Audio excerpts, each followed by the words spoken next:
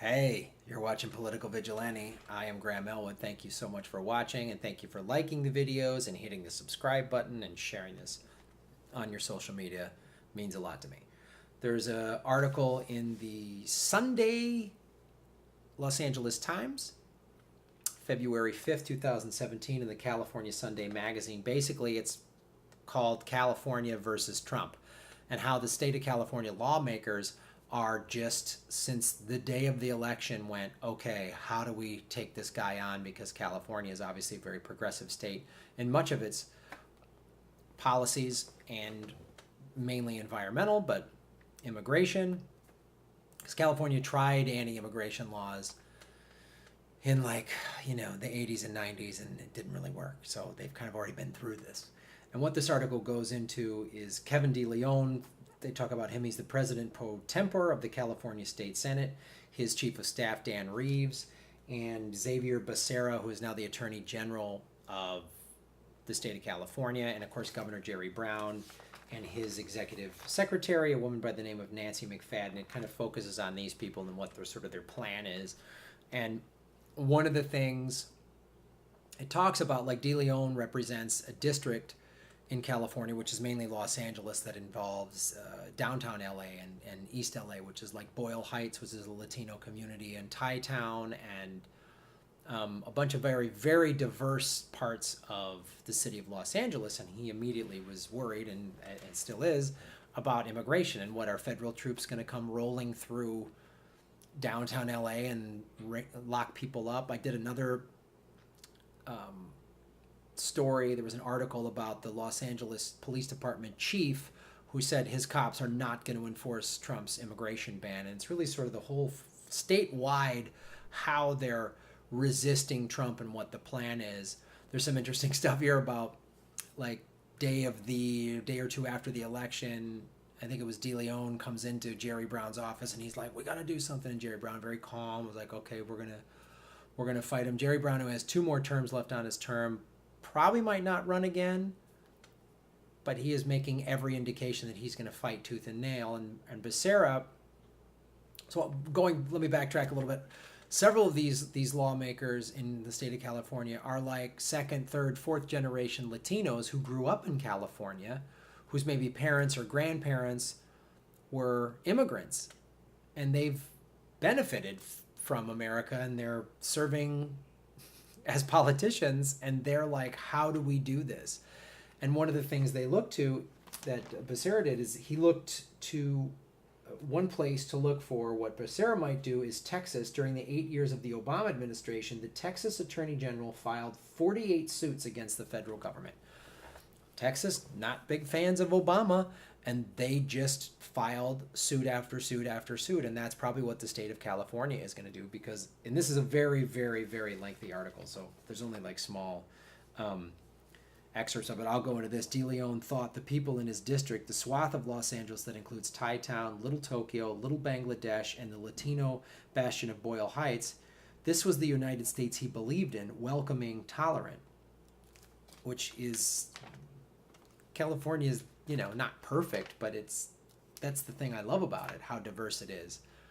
I remember when I first moved here, I was a young comedian and an actor, and I'm from Chicago, which is a fairly diverse city, and being a performer and traveling around, LA is so spread out, and my high school was fairly diverse, but Los Angeles, the diversity in Los Angeles was unbelievable. I've been told it's the most diverse city on the face of the earth, even more than like Manhattan or Shanghai or something like that, because it just has everybody. And I think part of it is show business attracts a lot of people from literally all over the world. And I remember being in an acting class, and there were people from every different background from all over the U.S. There was women in there from other countries. There was a guy from Russia. There was a woman from Sweden. It was just... And you go to auditions and parties, and then I take public transportation a lot, and I go through all these different neighborhoods, and I'm looking around on the light rail and the bus and stuff, and it's every different type of person. And that's what America should be.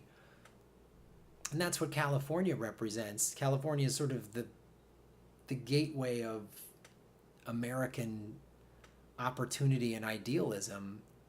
And I also, having traveled all over this country, I've met small business owners and immigrants all over the place. Driving cabs, having a little restaurant that I go into in some small town. And I love Indian food. Anytime I go on the road, I know that even if in the smallest of towns, if there's an Indian restaurant, it's probably pretty good because it's probably an Indian family. You can't just, I think you got to be born in India to know how to make that food. But my point is, I've seen, and many of them have this like, oh man, America has been so great. And and I've even had conversations where I'm like, well, America's not. And they're like, look, believe me, it's amazing. And you watch a movie like Lion that's nominated for Best Picture, and you see the abject poverty in cities like Calcutta. Like kids living on the street with nothing.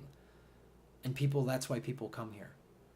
And so I'm proud of the state of California for fighting Trump in every way. And go find this article, California versus Trump, in the February 5th edition of the Los Angeles Times, and meet some of these people and how they're fighting the fight. And if you live in California and any of these people are your representatives, tell them, yes, keep fighting. Here's what you need to do, or whatever.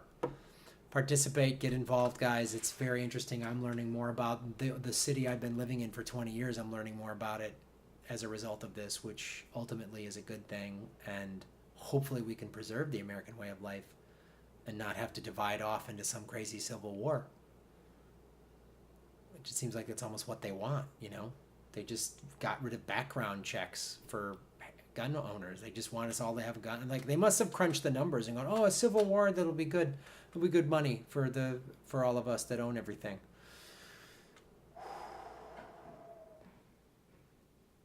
Sorry, it's hard. Like, it's an emotional thing. It's an emotional thing when I think about this and when I read the facts and find out what's going on. And I'll tell you this, potentially need an electrician. My girlfriend and I are looking about getting an electric car, and we live in an apartment complex, so it's like we got to get a charger, and how much is it going to cost, and blah blah blah. And it's a big apartment complex, and so we've had to have an electrician come out. And it was this guy and his son. His son was probably in his late 20s or 30s, and he's from the Middle East. His name was like Hassan, and his son, like they had Middle Eastern names. And for a second, I just felt like all this shame that this guy's been hassled, or he can't fly back to wherever he's from because he might not be able to get back in the country. And I felt a lot of shame. And it just it bums me out. I don't know that I've ever felt this much shame about America. And I don't like it.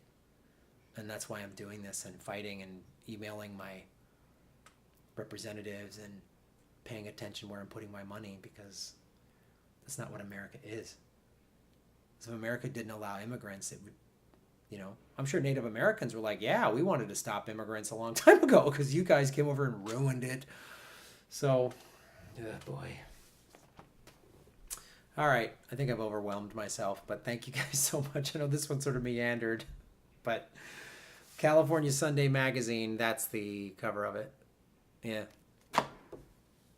I'm Graham Elwood. Thanks for watching.